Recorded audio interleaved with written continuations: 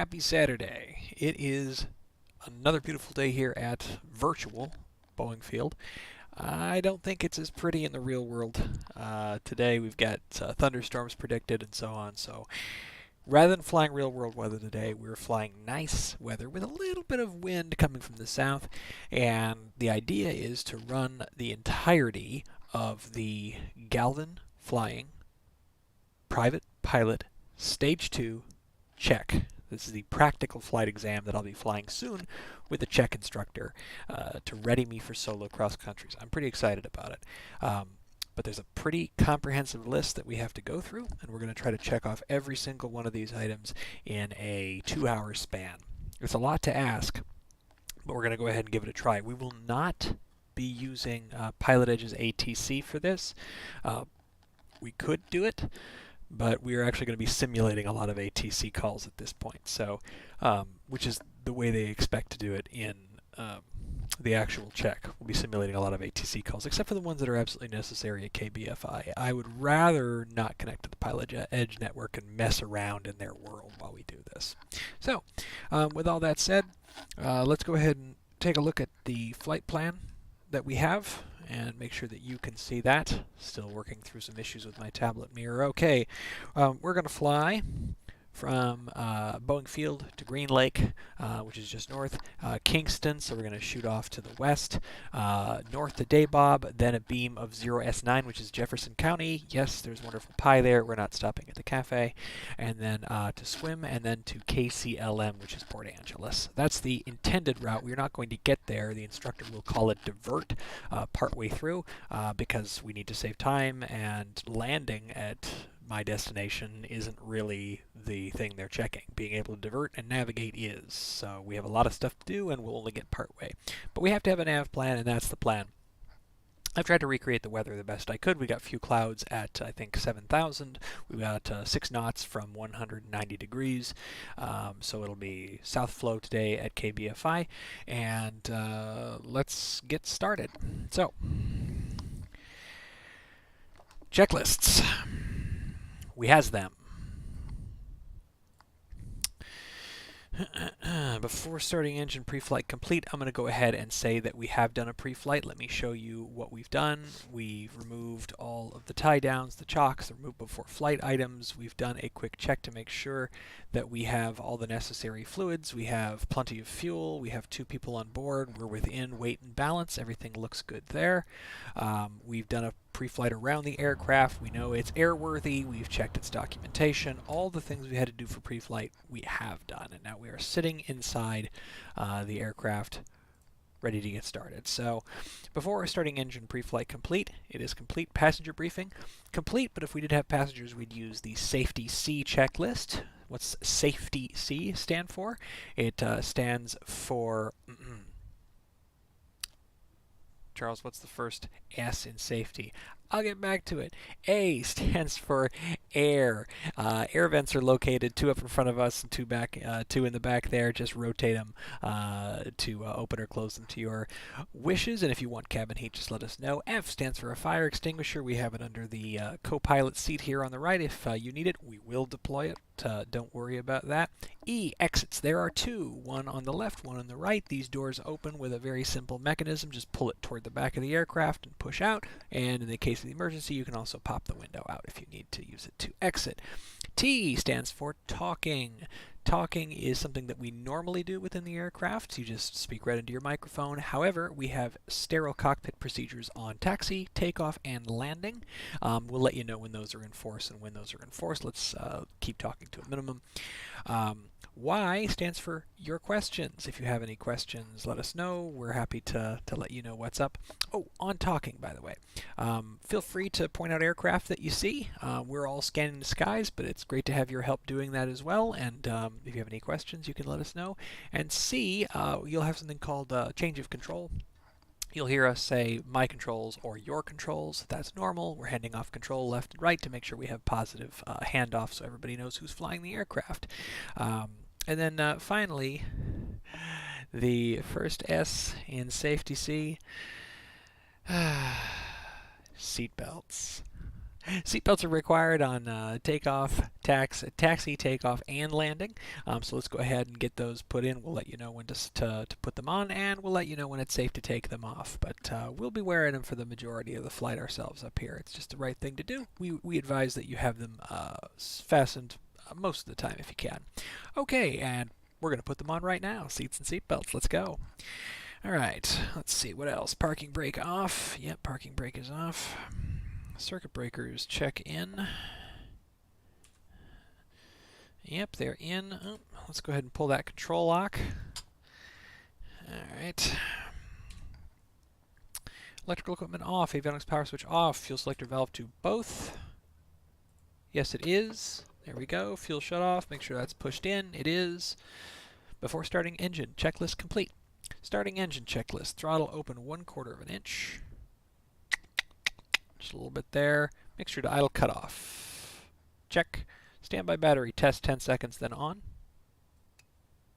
2, 3, 4, 5, 6, 7, 8. How you doing? 9, 10. Great. Let's rock and roll. All right, standby battery's coming on board. Engine indication system. Check parameters. We're going to wait. Okay. AHRS is coming online. The air data computer is coming online. And we have engine indications. That's all what I would expect. Bus E volts emergency. Check 24 volts minimum. Yep, 24.5 we're good. M bus, master bus volts. Check 1.5 or less because we don't want to be pulling from the master right now. Good. S amps, are we discharging? We are. Standby battery annunciator. Check. Yes, it's checked. And master switch on. Thank you. All right, master switch is on, and with master switch on, we want to turn our beacon on. Engine prime, omit for warm start. No, it's cold. We want to go ahead and get going. So fuel pump on, and mixture rich for 5 seconds. 3, 4, 5. Mixture to idle cutoff. Fuel pump off. All right, prop area clear. Let's get those keys. Window. Check. Stand on the brakes. Yep. Get our hand on the mixture control. Clear prop.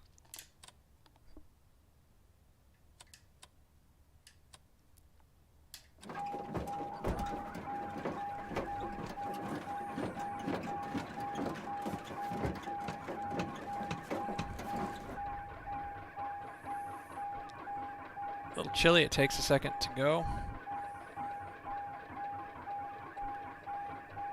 The vapor lock in this simulation is really, really bad. It should never take this long.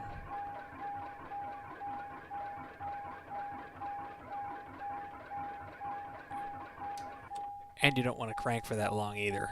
Ugh. Fuel pump. 1, 2, 3, 4, 5. Fuel pump off.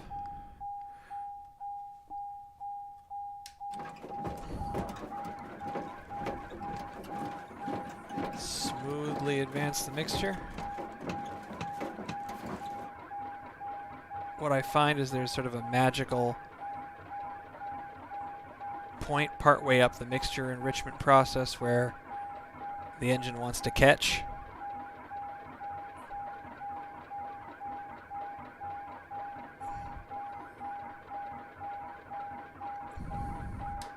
This thing kills me. I hate it, and it doesn't work like this in the real one. I get it, I know, I'm not doing something right. Well, that's life. So, whoa, magical buttons.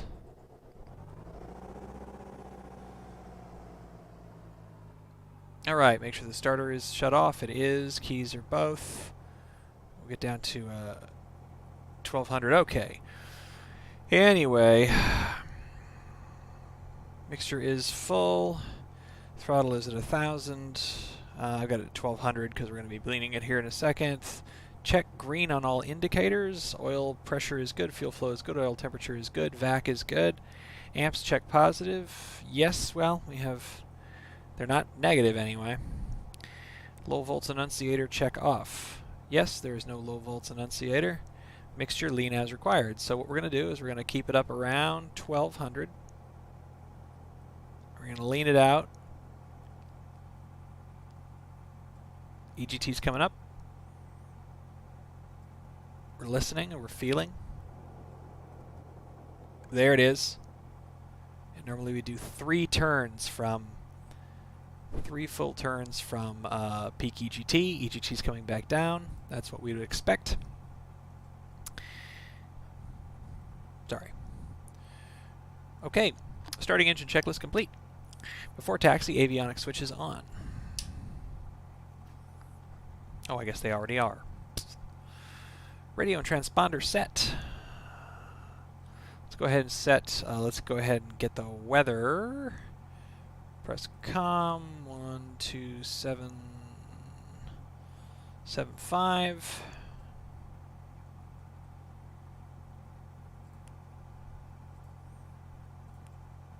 Boeing Field / Kingco INTL Information Victor.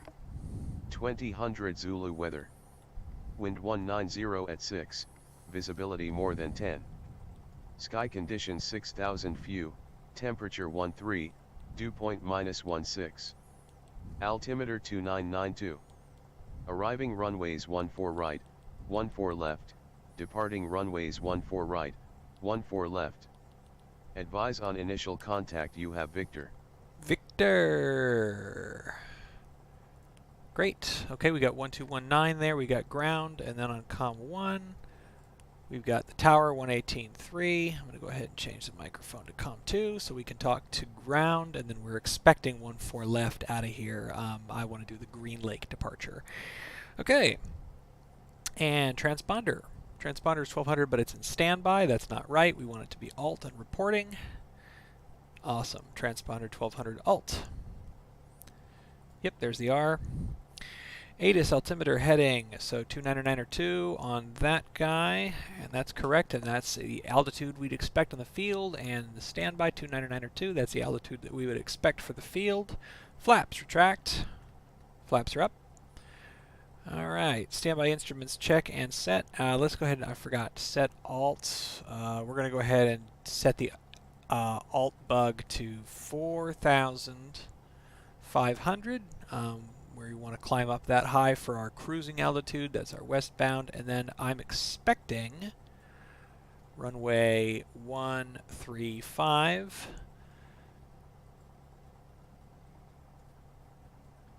Runway 14 with a magnetic runway heading of 135, which you can find in the chart supplement.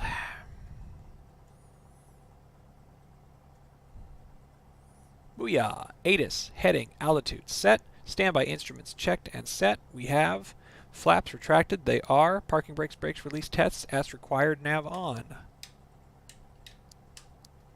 Okay, we have beacon, nav, strobe, and taxi lights are on. Lights are as required before taxi checklist is complete. Alright, we're going to go ahead and taxi up to the line.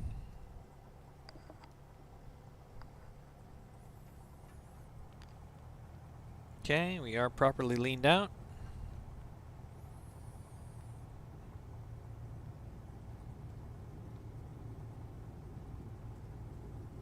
And slow down here before the line, and then idle up to 1,000 RPM. Whenever we're sitting idle, we want to be at 1,000 RPM. Okay, so what we would do here then before we call, we're going to go ahead and go to our plates.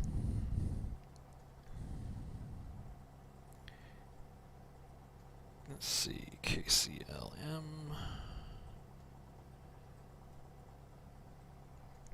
Alright, we got our plates out. Alright, our plates are telling us, hi there, car. How are you? So our plates are here. We're ready to taxi according to the instructions. I'm going to call ground 121.9. We're going to say Boeing ground Cessna 786 Sierra Alpha with Victor at Galvin, Green Lake departure. It's Cessna 786 Sierra Alpha. Good morning.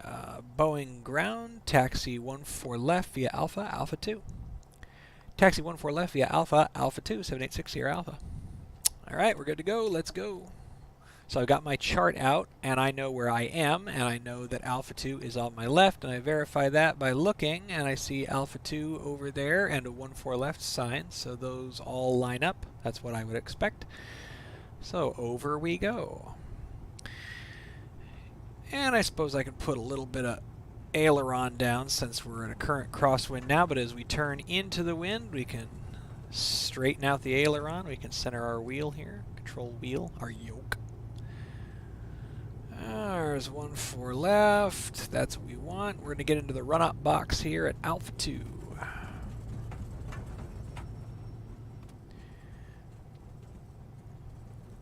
Again, nice, easy 1,000 RPM to keep the engine feeling good.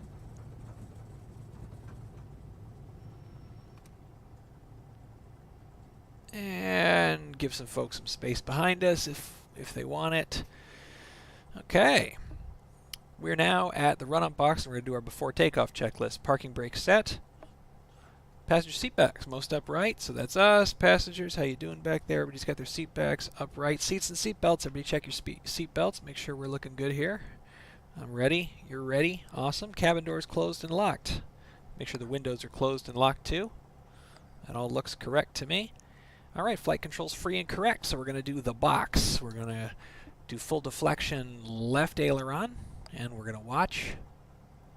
And we're going to do full deflection aft for the stick. Watch the elevators come up. While that's held aft, we're going to do full deflection to the right. We're going to watch those ailerons come down. We're going to do full deflection forward, so we're going to push the elevators down. And then we're going to go center, but that does not work for me because I have a little bit of an obstruction there. And then we're going to release forward pressure on the yoke. Okay, flight controls are free and correct. Elevator trim set for takeoff. I'm using electric trim there, and I'll use manual. Make sure that responds well. Yep, it does. That's awesome. Flight control set, or elevator trim set. Electric trim test. We also did that just now. Autopilot test. To test the autopilot, we're going to go ahead and take the heading bug, and we're going to move it some distance away from our current heading, and we're going to go ahead and press the button to set heading mode. I'm going to press autopilot. We're going to take a look at the yoke here. Make sure the servos properly run. They do, and I can override it like that, and I can disconnect it. Autopilot tested, and of course it messes with my trim, so I'm going to set the trim again. And we want to reset the heading bug, so that's 1, 3, 5 is runway heading. There we go, 1 through 5. Alright, elevator trim set, electric trim tested, autopilot tested, fuel quantity check. Fuel quantity looks like 23 gallons in each tank. 23 times 2 is 46. That's more than we need. How do we know that? We look at our nav. Oh my gosh, my tablet mirror's been on this entire time. Sorry. We look at our nav log, and we show that we're going to be burning 9 gallons. 9 gallons, 46 minus 9 is 37. 37 gallons at 10.6 an hour is 3 hours left of fuel. We have plenty of reserve, so we have no problems there. Fuel selector valve, recheck both. Look down. It's still on both. That's good. All right, time to run it up. Mixture to rich, and RPM to 1800.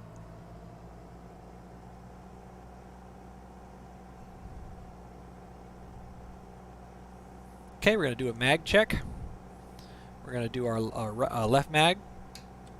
Watch that RPM go down about, looks like about 100, 110. We don't want it to go any lower than 150. And approaching runway 14 left. Thank you for flight. You're only like 5 minutes late. And then right. And we watch for the same drop. We look for a difference of less than 50 between the both drops. That looks good. Back to both. All right, mag check is complete. We're going to check engine instruments. Fuel flow's good. Oil pressure, temperature in the green. VAC is in the green. EGT isn't off the meter, so we're doing pretty good there. Vacuum gauge check. We did. Ammeters and voltmeters. They're +0 and volts are at 28. We're good. Annunciators check. We don't have an annunciator panel, but if we did, they'd be here in the alerts box. Inside airspace and nav data out of date. I'll accept that for now. Throttle check. Idled in 1,000. So down we go. We're idling down to 600. And back up to 1,000.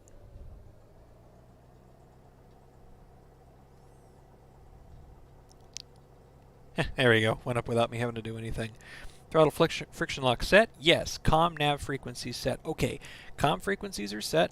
I'm going to go ahead and set I'm going to set COM2 to 12275, which is the practice area. We can listen to that when we get up.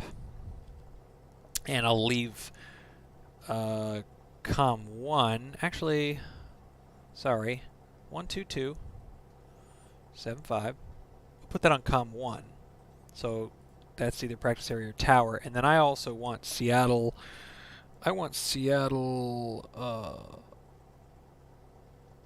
departure, because I would expect to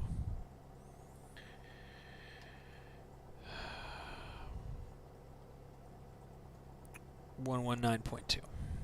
Sorry. I would expect to pick up VFR flight following to Port Angeles. That's what I would normally do in a cross country, so I'm gonna pre-select that. Next, nav radios. So check this out. I'm using a selection of nav radios. Payne's VOR is still out of service, so I'm using SCA and I'm using CVV. Now you can see PAE shows up here, so it's not accurately simulating the NOTAM that Payne's is out of service, so I'm not going to expect that. I'm going to switch to SEA. There we go. So we're on Seattle nav radio. I'm going to set my CDI real quick, just like that, and set course to 339. Oh, this is painful. It's going to take forever. 339. I wish this could go faster. I wonder if it does if you like hold shift or something. Okay, there we go. And I'm going to go ahead and set CDI there. Next thing we're going to do is I'm just going to very quickly do a flight plan here. Hit that. Clear. Yes. KBFI. Alright, so our waypoints take us up to Kingston, Daybob, 0S9, and KCLM. I'm going to only add 2. Whoa, that was weird.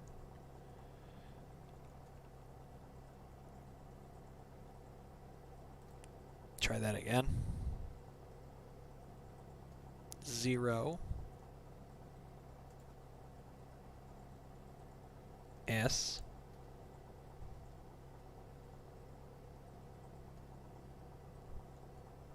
9. There's Jeffco. Add that, and then we add K. K. C. L. M. There we go. And those are the major waypoints that we're going to use. We're not using our GPS as our primary navigation instrument anyway, so we're going to rely on pilotage and dead reckoning to get us most of the way. I do want to activate the leg to 0S9. Direct to, enter, push button, clear flight plan. Now we have a magenta line too. Jeffco. Okay, comms, nav, radios, GPS set. FMS, that's the nav, GPS, CDI set, they are. Autopilot off, confirmed it is off. Transponder set, yes, it's 1200 alt and showing. Lights as required, parking brake release before takeoff checklist complete. Let's go ahead and switch over to COM1 mic for the tower. They'll probably ding me on that. They're like, don't switch to the tower frequency until you're actually parked at 1-4 left holding short. I'll be like, yeah, that's totally true. You got me. Trying to be too efficient. Alright, let the nose wheel center out a little bit. Put the brakes on. Get back up to 1,000 RPM, and let's go ahead and call tower. Boeing Tower, Cessna 786 Sierra Alpha holding short, 1-4 left. Green Lake departure. They say something like Cessna 786 Sierra Alpha, fly the Green Lake departure, 1-4 left, clear for takeoff. Fly the green light departure, 14 left, clear for takeoff, 786 Sierra Alpha. Cool. Lights, landing lights on. Camera, altimeter mode on the transponder is good. Action, mixture is rich. Let's take the runway. And at the last second, the guy says, we're going to do a short field takeoff. Oh, okay, short field takeoff. You got it. So I go like this. Actually, no, I go like this. He's like, what are you doing? And I'm like, well, I have to use all available runway. And he says, can you use the displaced threshold? Yes, for takeoffs, but not for landings. Oh, okay, very good then. Very good, very good. All right. So I'm standing on the brakes.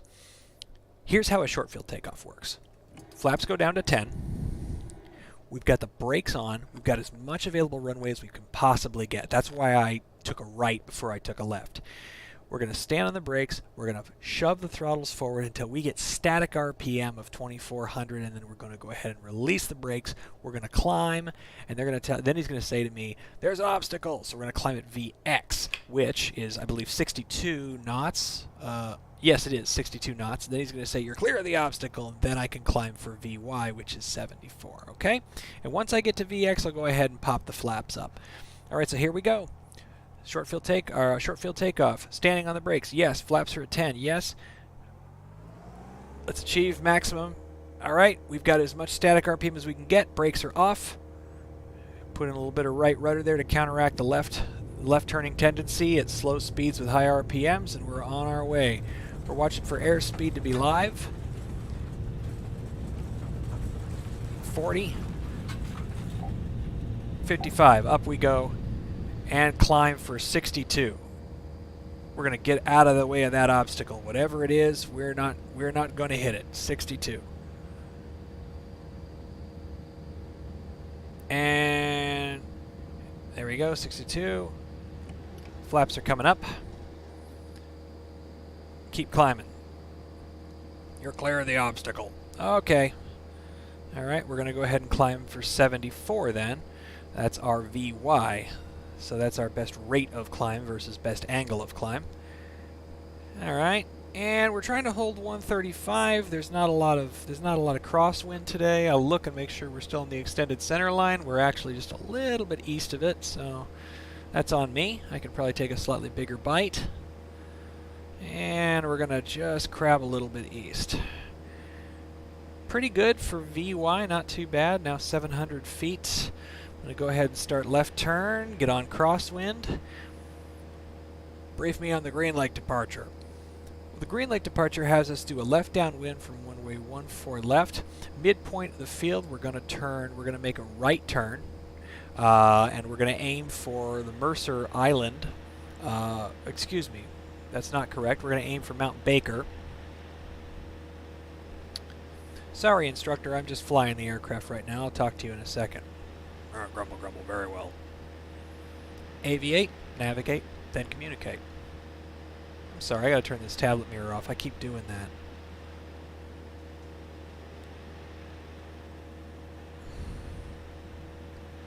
that. Alright, we're actually above cruising altitude, but that's fine because we're not actually going to stay in the pattern. Okay, look to our left there.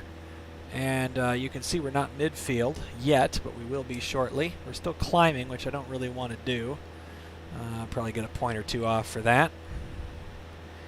Go ahead and pull back our throttle, because we're not wanting to do our big climb yet. Alright, there's midfield, right turn for the Mount Baker side of I-90, which is going to be this west side here. And then we're going to follow the shoreline up till we hit University of Washington and then cut left for Green Lake. So we are authorized to climb up to 1,600, so that's what I'm going to do.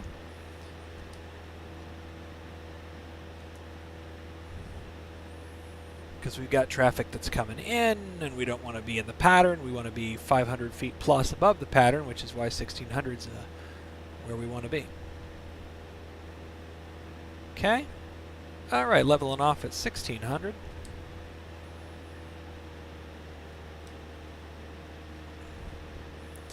Pull the throttle back a little bit as we have achieved our cruising speed at the moment.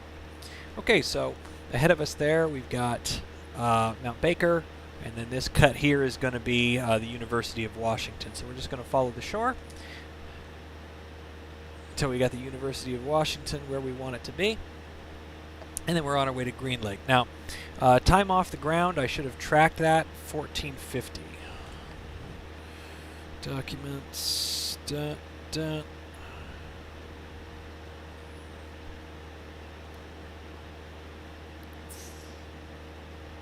1450. All right, let myself drift. I don't want to do that. I'm drifting up a little bit too, so I'm going to go ahead and use a little bit of trim, push my nose down slightly. Anyway, 16 minutes KBFI to Green Lake, so I assume it's 1445. So we'll be there at the top of the hour +1. We'll be there at 3:01, across Green Lake at 3:01.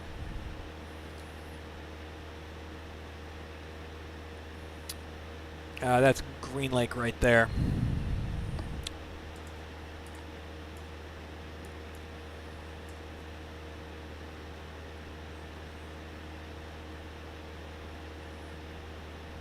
Well, let's say the instructor goes, if you had an engine out right now, what would you do? I say, well, at this point we're about 3 miles from KBFI, and I've got 1,700 feet. I would try to get close back to the runway if I could. I don't think landing straight ahead is a great idea. There's a ton of water here. I would head back. Can you make the runway? Well, I've got 1,700 feet. I do 9 to 1. That's 10,000 feet. No, I don't think I would make the runway. Well, why would you do a thing like that? Well, it's populated areas all around us, unfortunately, and I don't think I want to go across the water to make it. I could try landing on the road here, but it's a bridge over water. There's nowhere for people to pull to the side. That doesn't work. All right, at this point we're too far, so yes, I'd pick a flat spot here to land. What is that, like? Is it Magnuson Park or something? Pretty flat. I still don't feel like it's a good idea, but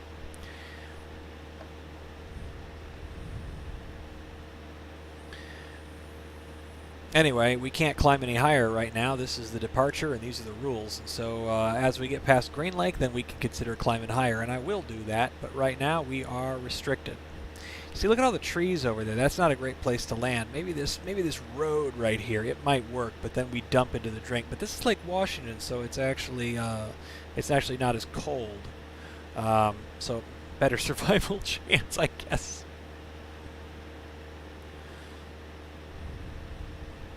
We've been drifting up. And I shouldn't have been doing that. I'm 300 feet off already, and so I need to watch for altitude drift. That is a problem that Charles has.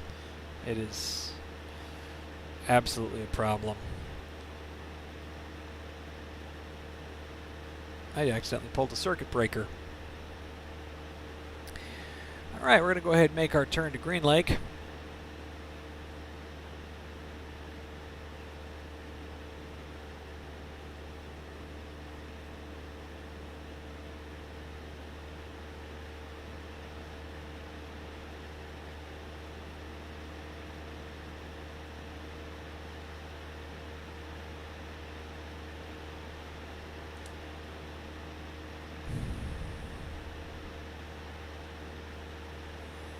Be like, you lost 100 feet there. Why did you do that? Well, it seemed like a good opportunity for me to lose a little bit of altitude without inflicting negative G's on the aircraft. You see, when you turn, you get positive load. Yeah. Oh, I was just saying.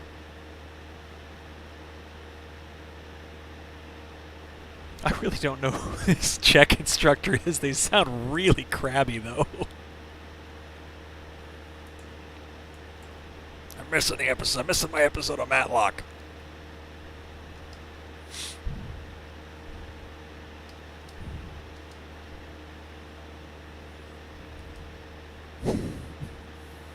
Alright, Green Lake. So the way the departure works is Green Lake then on course. And so we're actually 5 minutes ahead of schedule. The next thing we're going to do is from Green Lake, we're going to turn to Kingston. So that's a compass heading of 300. And we're going to start our climb. I want to climb to 4,500. Now we can't quite get there yet because Green Lake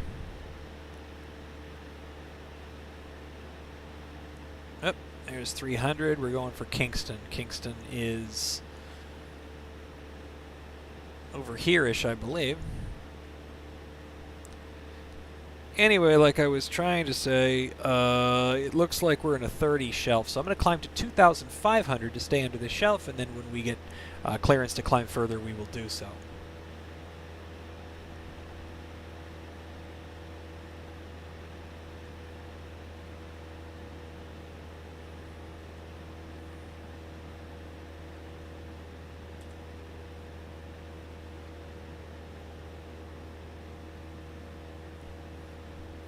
Now, he might say something like, why aren't you climbing at VY? I'd say, well, the POH for the 172 actually recommends that en route climb be done about 5 to 10 knots faster than best climb in order to get the right balance between climb, visibility, forward speed, and air cooling to the engine. So we're not in a rush, right? We're still under the shelf, so I don't see any reason why we have to climb incredibly fast. Let's climb at a comfortable speed and give our engine a little bit of a break. It's been working pretty hard already. Oh, I don't really like that.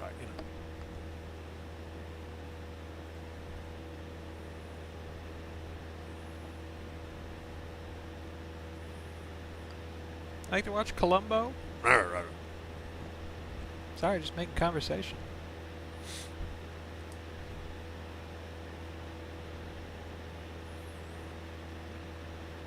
Where are you right now? Well, this is the Puget Sound, heading north out of the Seattle area. So that's going to be West Point right there. The city of Seattle is back behind that. So this way we're headed toward Hood Canal. Kingston is right on the nose here. This is the town that's right in front of us. Oop, there I go again, climbing too much, and of course I had my RPMs going. I'm going to go ahead and descend down to 2,500. I'm going to hit out to 2,500 and we'll steady out on that. Get the autopilot going. Snap my heading bug to 300 where I want it to be.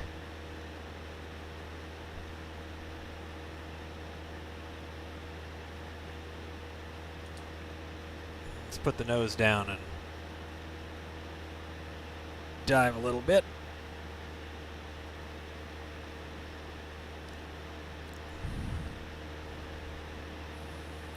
Make sure we're not busting that shelf at all, you know.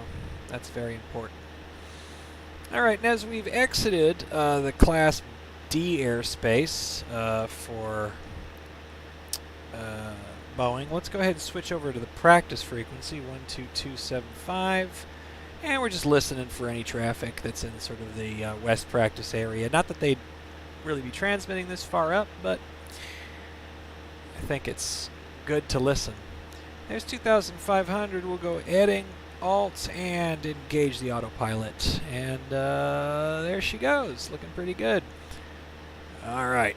Did you do your climb checklist? No, I didn't do my climb checklist. Airspeed 70 to 85 KIS, throttle full, mixture rich as required. We only lean above 3,000. So we didn't do that.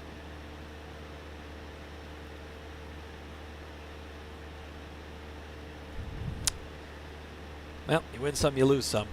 All right, but what we're going to do, we're not doing our cruise checklist yet because we're still going to be climbing as soon as we get out of this shelf, right? That's very important. We're not done climbing yet. When we, let's see, Bainbridge, Kingston. All right, we're just over Kingston now. We didn't really talk about how long it was going to take us to get there, but ATA looks like 1,500. And the next is going to be Day Bob.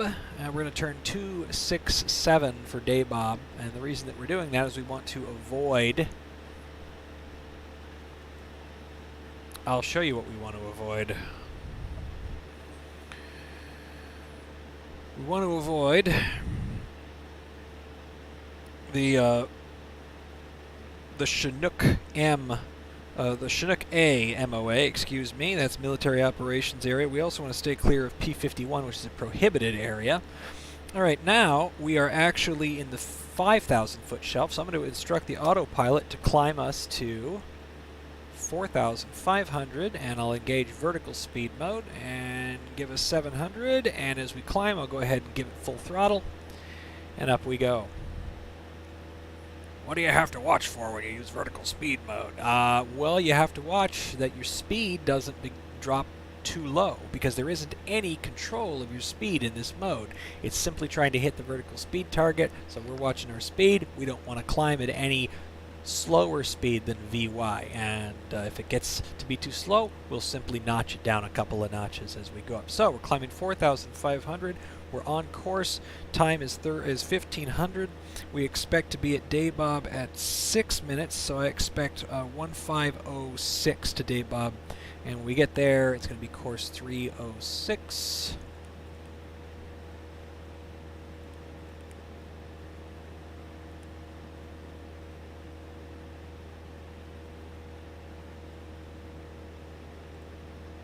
I will watch for that VOR needle. Okay, so again we're climbing, speed is 82, we're still above VY, so we're doing pretty good.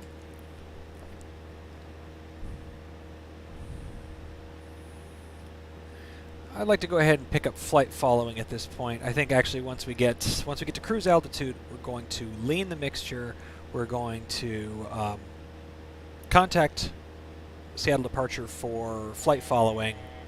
Okay, there's a 76 and 75, so I'm going to go ahead and nose down 2 notches to recover a little bit of speed as we continue our climb.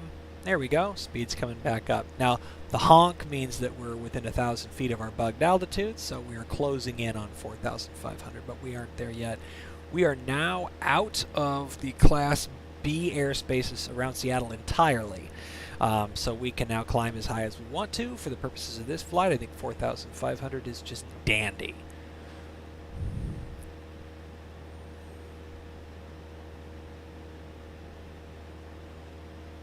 Give it a little bit more nose up attitude there, take a little bit of a bigger bite.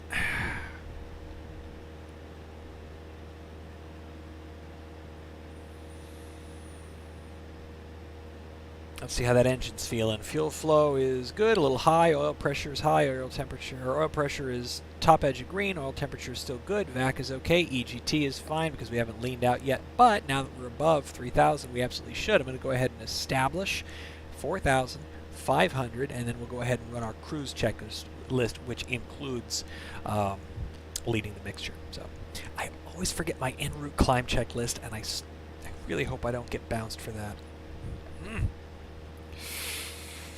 Okay.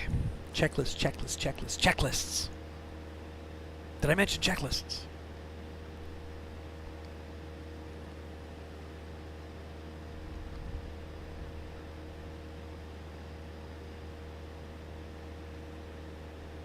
Okay, and there we are. We never went below VY. Nice and safe. We're good. We're looking for Daybob here. We are not there yet. Daybob is actually going to be, let's see, 142 range up. Probably going to take us a minute to get there because at this point we've been going slow because of the climb, so we're probably going to be a little bit late. Okay, we're speeding up. As we attain our speed, we're going to go ahead and set the cruise RPM that we want. I'm going to go ahead and set it to, I was listening, 2350 is what I'll settle on right now.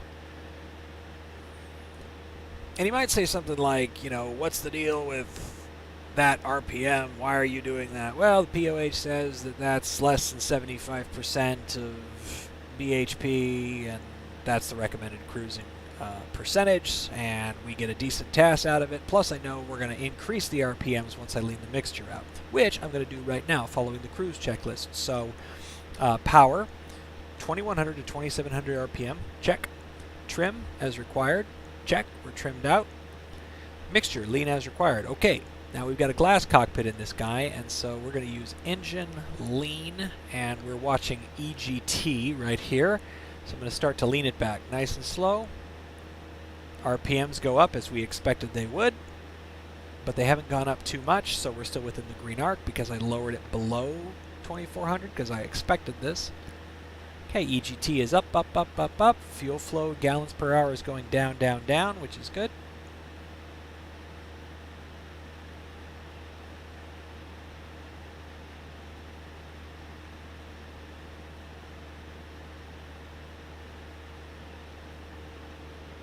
And RPMs are coming down. There's peak. We're going to go rich.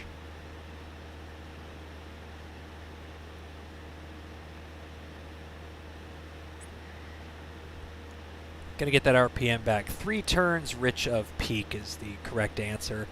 Fuel flow 7.8. I feel confident about that. That's just fine. 2370 RPM. We're still in the green. And let's go ahead and unclick lean. We'll go to engine. Fuel flow lower. Oil pressure is in the green. Oil temperature is in the green. VAC is in the green. EGT is stable. Cruise checklist complete. Okay, we're still on our way to Daybob, and then once we get to Daybob, we're going to go ahead and shoot for 0S9. Right now, we're saying we're less than 5 nautical miles. Let's see, about 3 nautical miles to Daybob.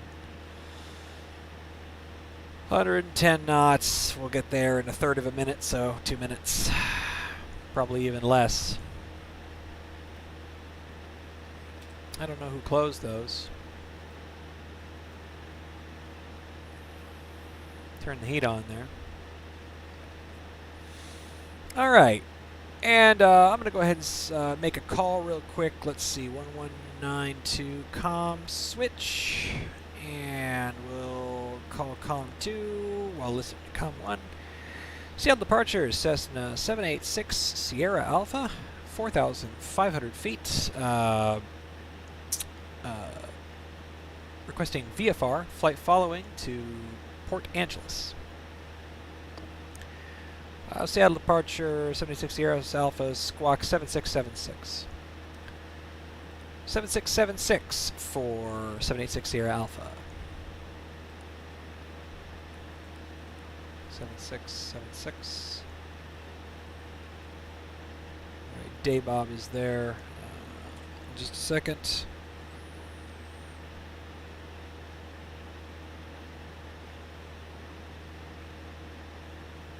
And we've squawked.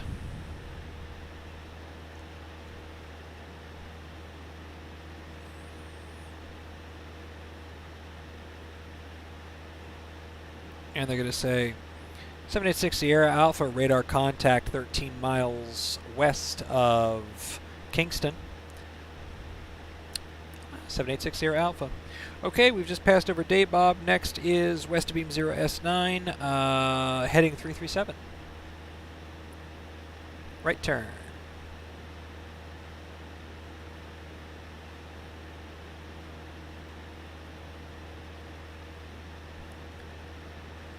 Alright, we crossed at 7 minutes past the hour. No, 9 minutes, 15:09, 8 minutes, 9 minutes past the hour, 15:09. So a little bit late there. 13 minutes to our next waypoint. We'll go ahead also and do direct to Jefferson County, activate. Now we got a magenta line, which is super cool. And let me dial 1172 CVB.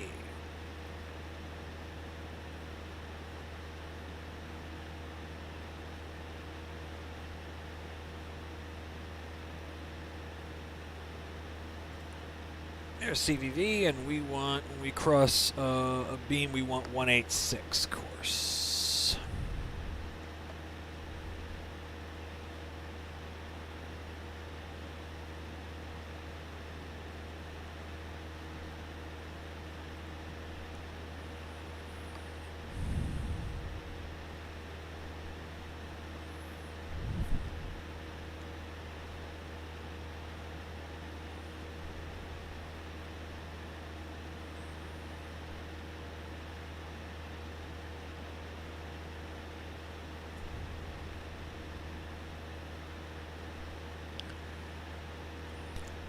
the instructor's going to say something like, we're not going to be able to make Port Angeles. I need you to divert. I need you to divert to Whidbey Air Park.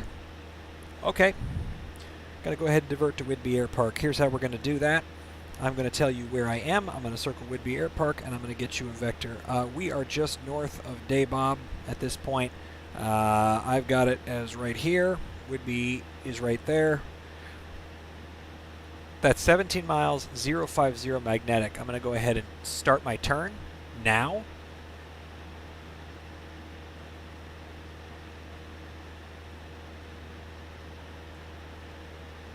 And as we do that, we're going to figure this out. 17 nautical miles at 113 knots.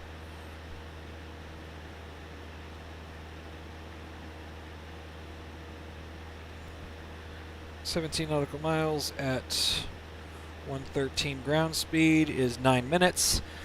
It's currently 11 minutes past, so we're going to be there at 3:20. We have more than 40 gallons of fuel. We need to land with 10.5. It's going to be 9 minutes. We burn 10 gallons an hour, which 1/6 of that is about 1.5. We're going to burn 1.5 gallons. We have 1.5 gallons. We've got heading 050. We've got time 9 minutes, which is ETA of 3:20. We have fuel. We know we have enough to get there. Okay, go ahead and divert. Good job. Seattle departure 786 Sierra Alpha is diverting to Whidbey Air Park. Roger 786 Sierra Alpha, Whidbey altimeter 29902. 786 Sierra Alpha, copy.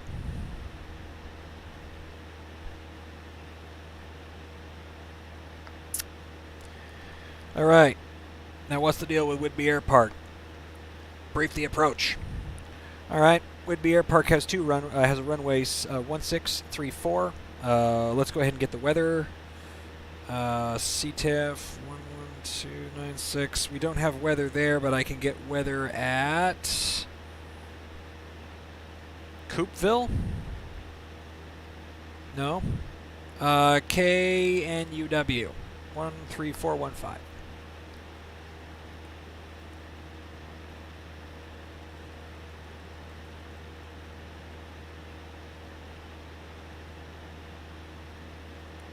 Go ahead. Coopville North weather. Wind 190 at 6. Visibility more than 10. Sky conditions 5,800 few. Temperature 13. Dew point -16. Altimeter 2992.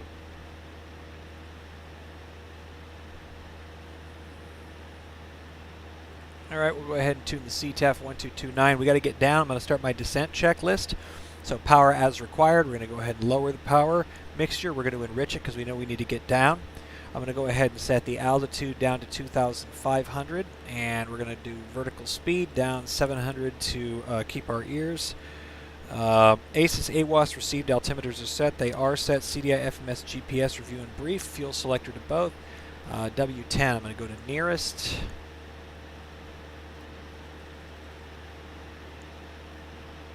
Direct, W10. All right, we got a magenta line. CDI, CDI. Okay, 12 miles. We're going a little fast. Let's go ahead and bring that throttle back. Fuel selector both. Fuel selector is on both. Lights, flaps is required. No flaps are needed right now. All right, we're on our way. Unfortunately, it means we're going to bust through this MOA. That wasn't smart of me, nor was it smart of my instructor to ask me to do that. Chinook A MOA 3,000 to 5,000 MSL. Oh no, we're going to bust this thing. Seattle departure, can you let us know if the Chinook Alpha MOA is cold? 786 Sierra Alpha, copy, MOA is cold. You can proceed through. Copy, thank you, Seattle departure 786 Sierra Alpha. And the instructor goes, okay, I've seen enough. You don't need to divert to W10. Take me back to Boeing Field. Okay, back to Boeing Field we go. I'm going to go ahead and go Alt-Alt and even out at 3,400 feet. lean out just a little bit there, get our throttle back on track. I'm going to go ahead and turn south.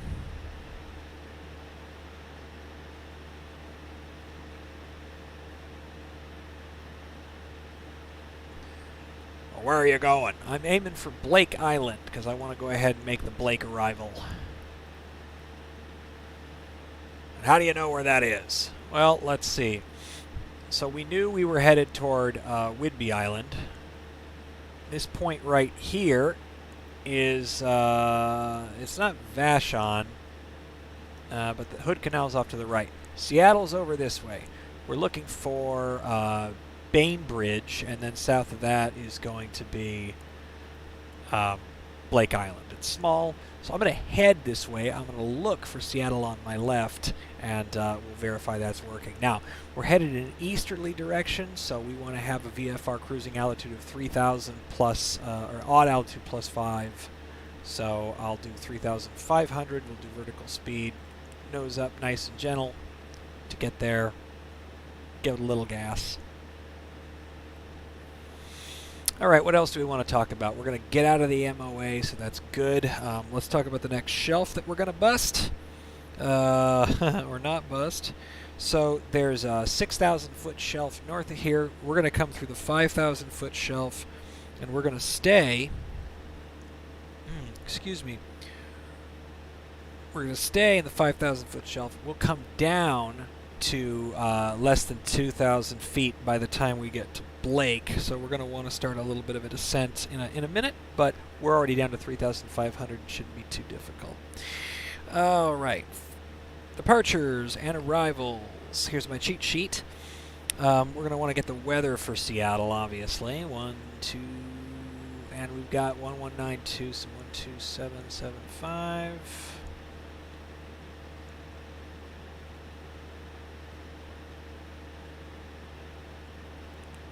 Boeing Field / Kingco INTL Information Whiskey. 2100 Zulu weather. Wind 190 at 6, visibility more than 10. Sky conditions 6000 few, temperature 13, dew point -16. Altimeter 2992. Arriving runways 14 right, 14 left, departing runways 14 right, 14 left. Advise on initial contact you have whiskey. Sweet.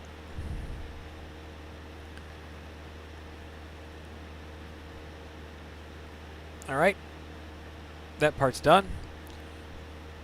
Next thing we want to do, let's go ahead and brief the Blake arrival. So it's south flow, south arrival, runway 14. Blake, 14 right, contact tower 120.6. So COM 1 is going to be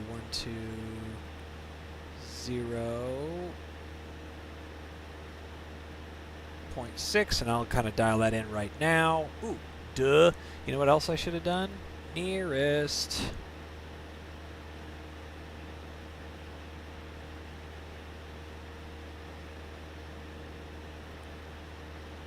Let's go home. Okay, making ground speed 104 knots. KBFI is 25 miles away, so we're going to look for Blake, and we're going to use that as our waypoint to know when to call in. So if we take a look here, Blake is this small guy right at this edge between the 5,000 and the 3,000 foot shelf. So I'm going to go ahead and turn southerly. I'll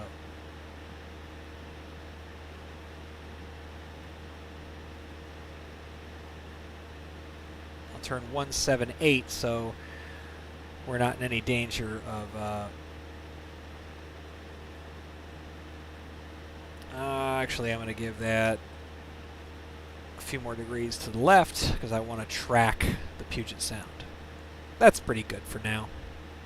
And I think I also want 1, 2, 2.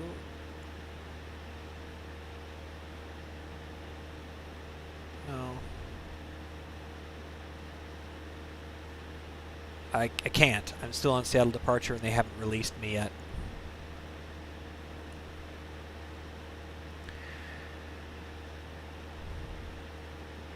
let's get released.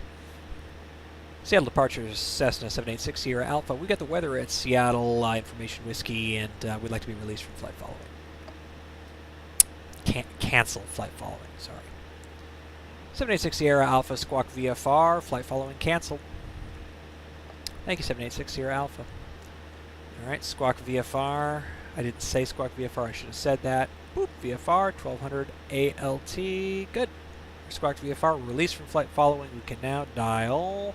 That's ground. I just want to reuse the frequency. 1227.5.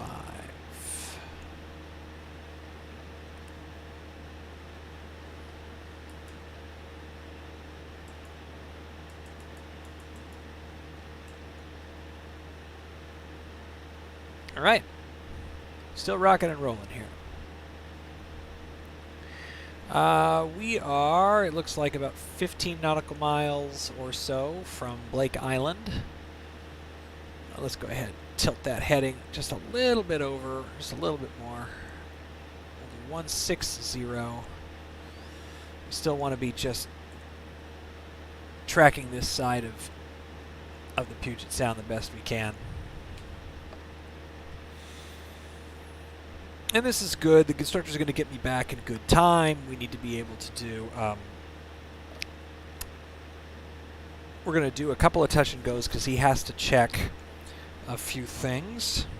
Let's go ahead and actually check that right now. Let me show you something.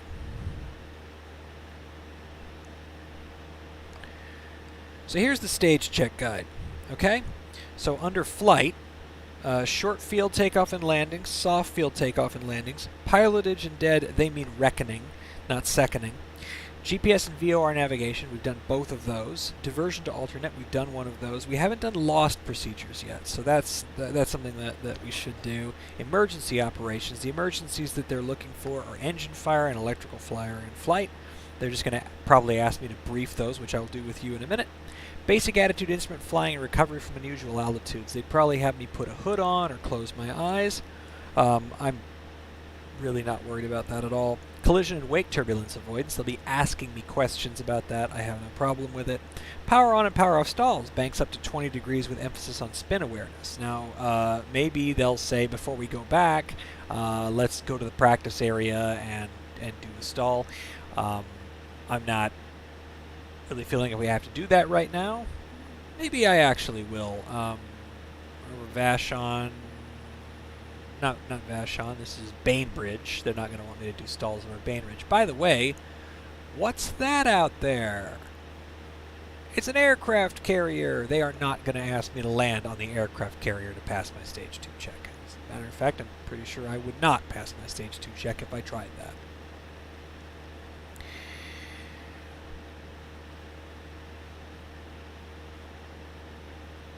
Okay, so they're going to say this to me. They're going to say, suddenly you smell smoke in the cockpit. I do. All right. Where is it coming from? Oh, you don't know yet. Okay, does it smell acrid or does it smell more like a fuel fire? Oh, it smells really acrid. Oh, boy. Well, it sounds like we may have an electrical fire. Do we see any sparks? Have any circuit breakers popped? Anything like that? Yeah, the COM2 circuit breaker just popped. Oh, okay. Well, the first thing we've got to do here is we have got to turn off. And he's going to say, and don't turn anything off. All right, we would turn off the avionics. We would turn off the master. All right. Then we would look and see if we're still getting smoke, if there's still smoke coming out. If there is, I'm going to grab that fire extinguisher. I'm going to deploy that fire extinguisher at the source of the fire. We're also going to go ahead and shut the vents. Boom, boom, like that. We're going to go like boom, boom. We're going to shut those vents, shut all the vents, turn off, get all the air closed, done. Discharge the fire bottle, make sure the fire is out. All right, then what? If we're satisfied the fire is out, we're going to go ahead and open the vents again. We need to get some fresh air in here, especially if we displaced it with a fire extinguisher. So open up, maybe open the window. At what speeds can you open the window? You can open them all the way up to the never exceed speed into 172, so this is completely safe to do. Look, see? Go ahead and open yours too. I don't want to. Well, we need to do it for safety. There we go. And then what would you do? Well, if we need the master and the avionics switch, we would turn them back on and we would look to see if the fire has come back. We would not re-engage the dead circuit breaker because that would appear to be what tripped the fire in the first place. So let's not reuse that. I've got Blake Island in sight up there, so you want me to continue? You're the PIC. Okay, we're going to continue because that's where we're going to land anyway, and the aircraft is functional.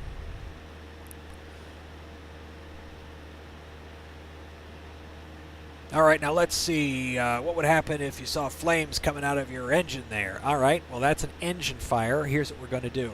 The first thing to do is we're going to shut the fuel off. So I'm going to go ahead and I'm going to pull the fuel shut-off handle. I'm going to put mixture at idle cutoff. All right, that sounds good.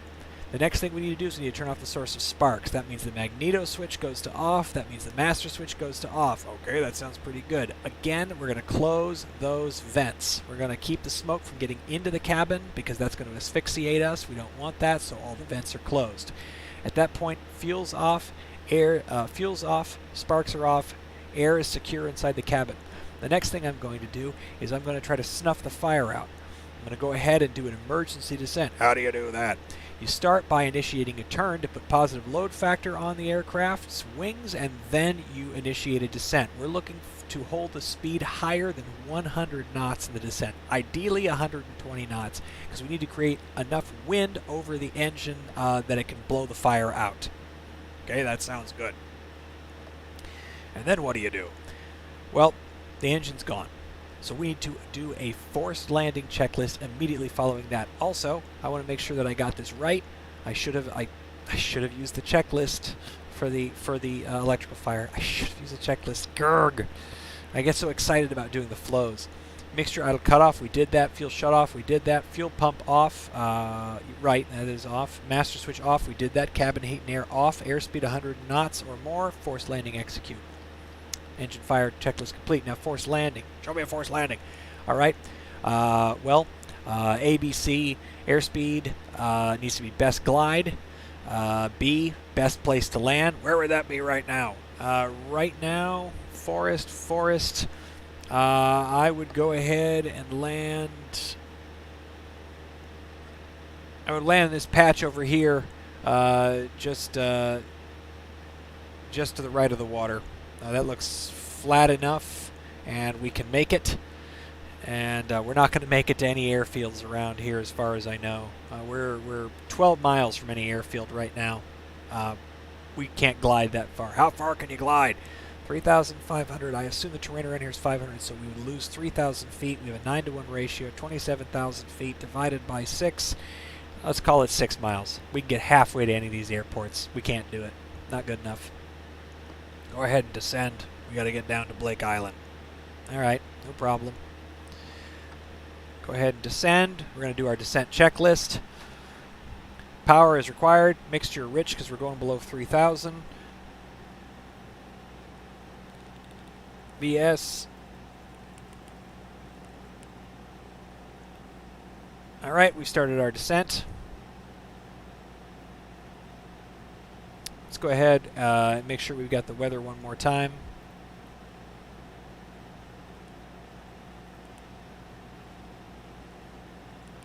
Boeing Field / Kingco INTL information whiskey. 21. It's whiskey. That's still whiskey, so we're good. We'll go ahead and dial 120.6. Get ready to call tower. And Blake arrival says that we got to be north end of Lincoln Park 1,500 feet. So we're going to get down to about 2,000.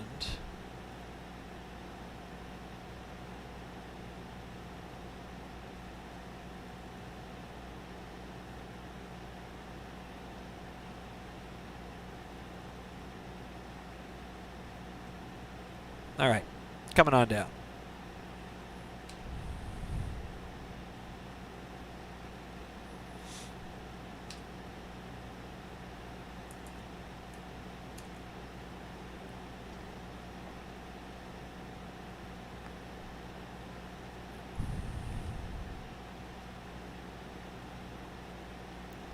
Go ahead and turn a few degrees left to hit Blake.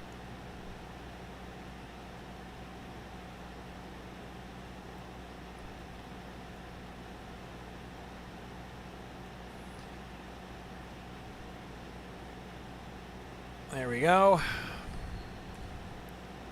Where should your eyes be? Scanning. What increments? 10 degrees.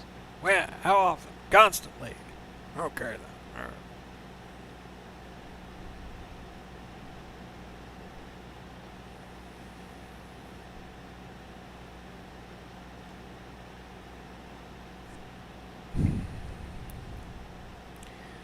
Want to do touch and goes? Yeah, touch and go. All right.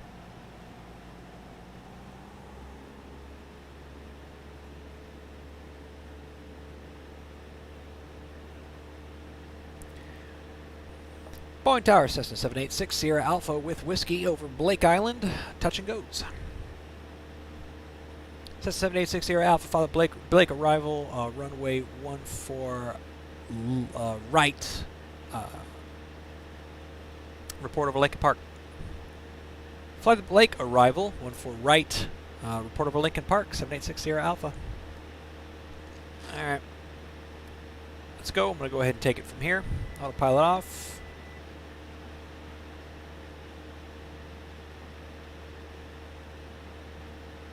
Left-hand, look over Lincoln Park.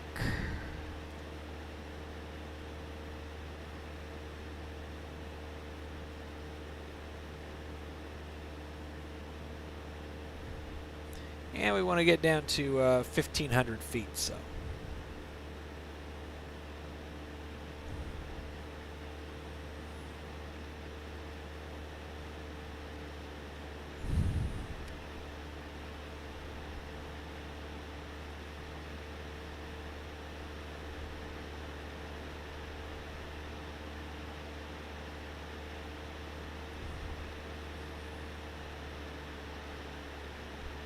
Kind of going like a bat out of hell here.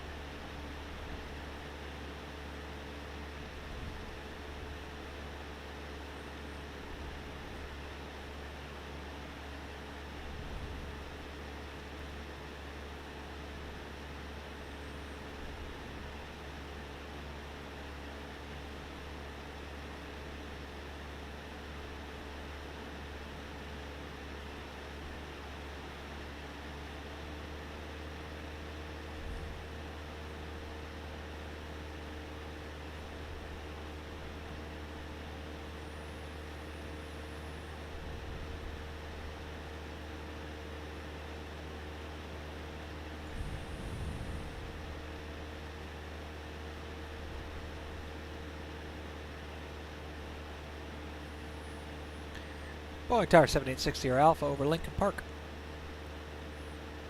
Says 786 Sierra Alpha, Boeing Tower, make right base, runway 14. You're number 2 for landing following a Challenger, clear to land, runway, clear for the option, runway 14 right. Clear touch and go 14 right, number 2 behind a Challenger, make right base, 14 right, 786 Sierra Alpha.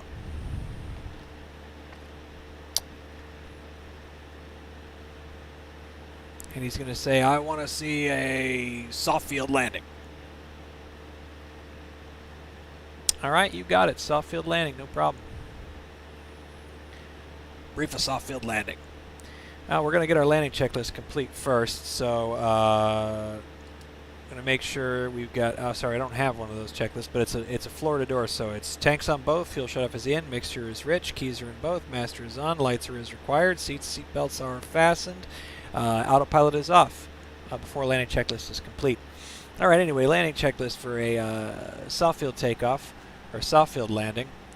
It's going to be coming down at normal approach speeds, but as we come down, we're going to make sure to put make sure to have our nose high attitude and stay on the wheels as long as we can to be as low a speed as possible before that nose wheel touches. That is the critical thing.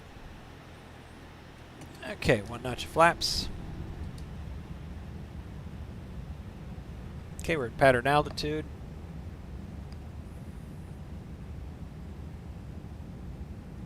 Second notch of flaps.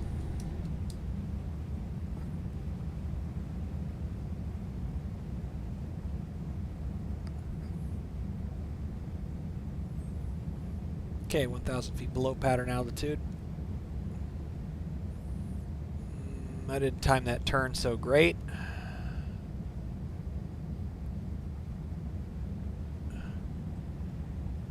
Not the greatest turn on to final, but I have a little bit of time here. I'm still 2 miles out.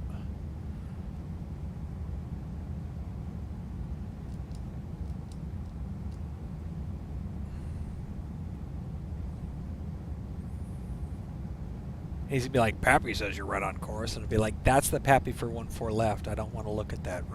Very good, very good.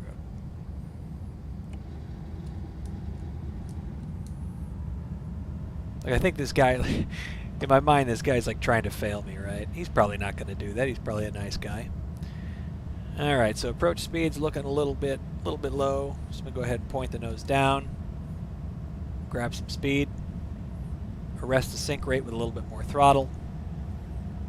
Again, he's looking for a soft field. Soft field.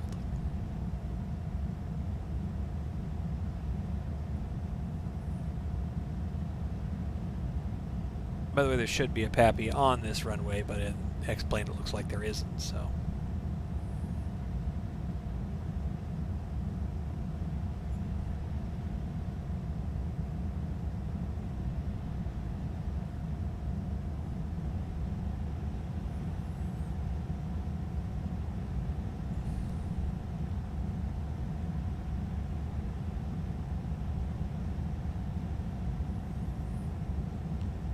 Okay, we're over the threshold.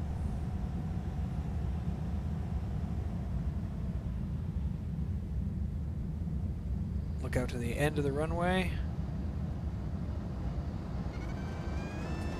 And keep that nose up, keep that nose up, keep that nose up. Do a wheelie. Do a wheelie, do a wheelie. And there we go. All right, he's okay, good job. It's a touch and go. Go ahead. All right, flaps up.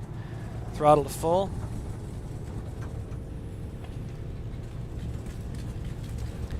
Trim set for takeoff, looking for 55 knots. And we're up.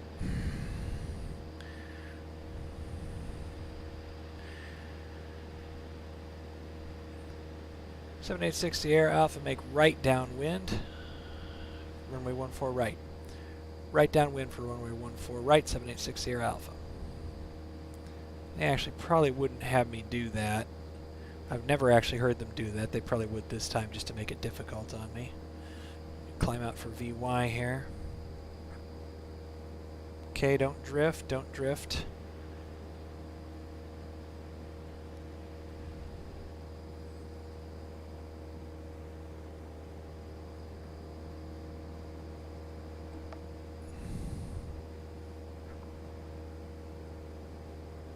There we go, we're not doing too bad now.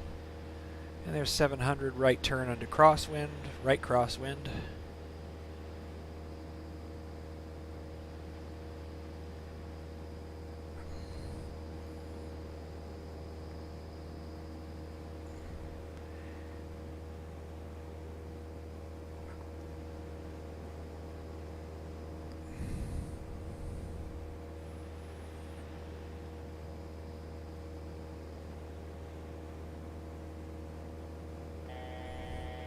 $500.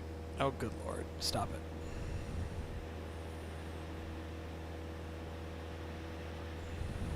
One mile final runway 14 right. That's all incorrect. I'm sorry, for flight. You don't know what you're talking about. All right. He says, next I want you to make this a short field landing. All right. Short field landing, we're going to come in about we're going to come in, instead of 65, we'll come in at 60, about 5 knots slower, so we're getting a higher rate of sink. We're going to fly it all the way down to the runway. As soon as we do that, we're putting weight on the mains. We're going to raise the flaps to put all the weight on the wheels, and then we're going to brake as hard as we can to come to a stop. And that's how we do that.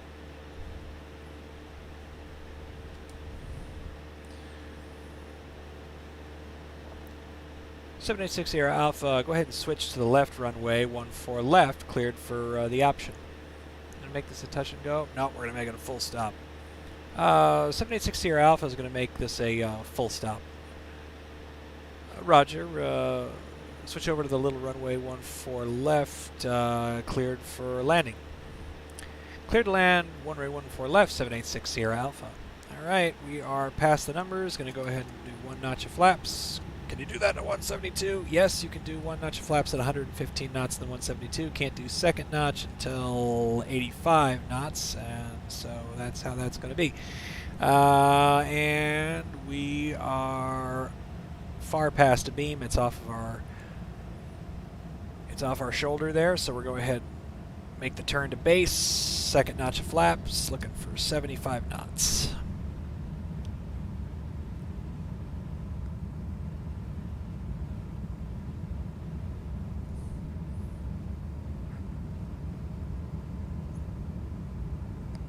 Not going to make that same mistake. We're not going to turn too early. We're going to turn right now. Going for the left runway.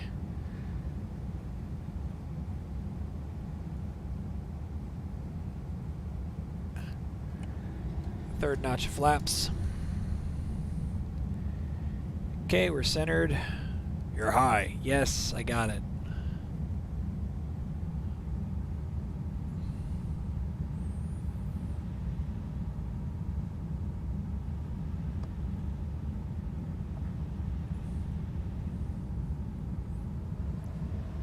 Arrest that descent rate. Adding throttle. You're coming in too fast. Yep, trying to come in at 60.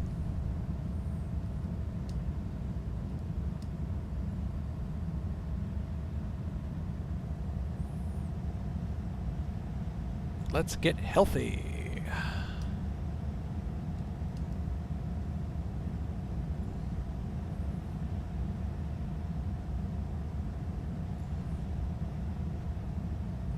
Lower that throttle a little bit.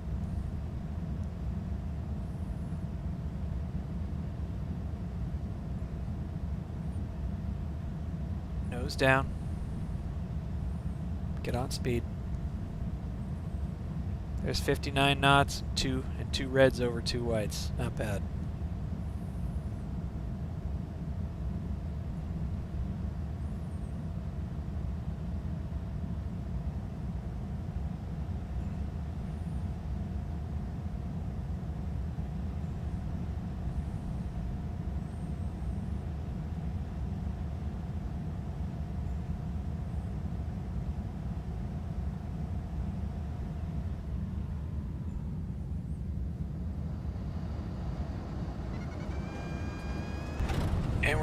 And we're down. Flaps 1, 2, 3.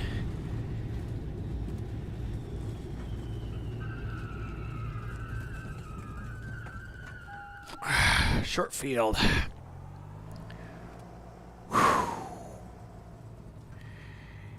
Made it off on the first turning.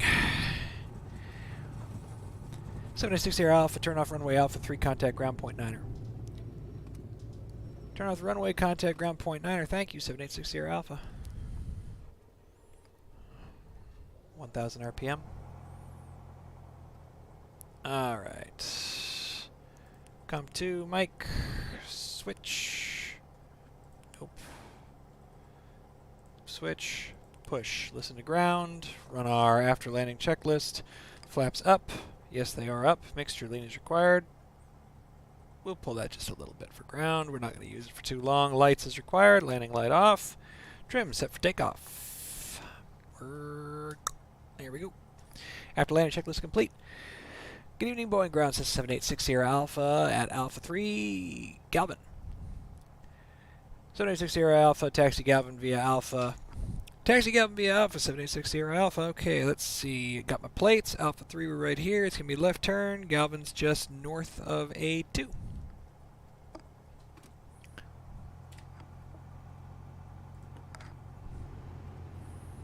want to open your window? No. It's warm in here. Like it warm. Okay.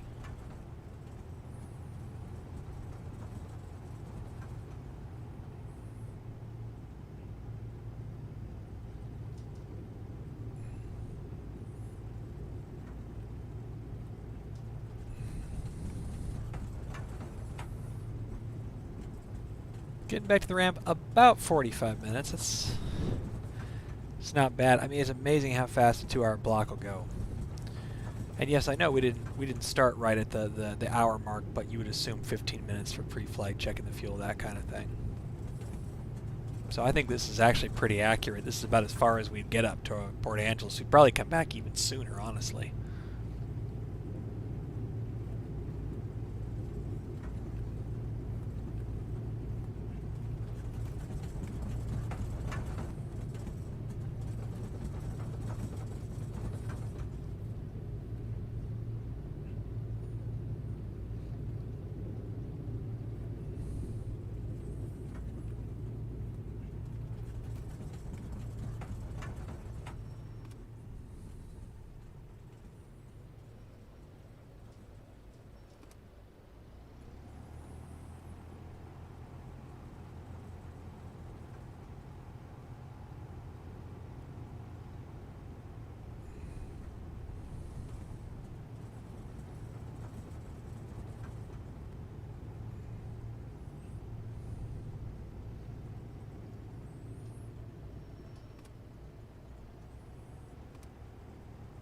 We never power into a spot here at Galvin, but I gotta do what the sim lets me do, so.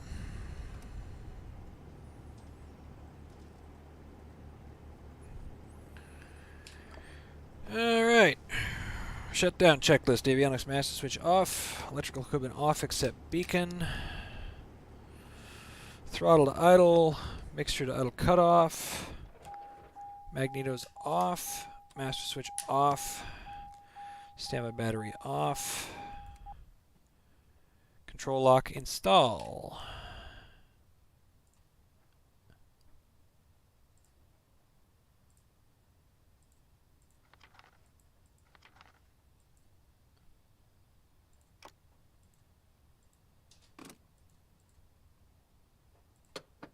Fuel switch left. Door open. I don't know why it doesn't let me install the control lock. That's just weird. Anyway, close that stuff. Close these. Let's assume the control lock got installed. I don't know why it's being weird, but anyway, shutdown checklist complete. Come inside, we'll debrief. Okay, gee whiz. Oh, it might be because the key has to be out. That's why. Key has to be out. This is a pretty good simulator. I like this 172 simulator. It's really nice. There we go. And of course we do this thing where you're like, oh, we're going to put the tie downs on. Hey, tie downs are on. Yeah, good job. Parked crooked. Yeah, I sure did. All right, everybody. So I don't know how it's going to be with the real thing, whether I'm going to get the crabby instructor or the nice instructor, but I'm sure it's going to be a great time. Didn't quite get everything on the list. It's hard to pack everything into a 2-hour block, but I did get some of the things I wanted to get to. I wanted to get to short and softs. I wanted to get to calling the emergency items, wanted to do navigation, wanted to do divert, wanted to do airspace and all those other things. Felt pretty okay about the landings. Thought those weren't too bad. Takeoff procedures were good. I used my checklist except for a couple of times. I got to be really careful about that.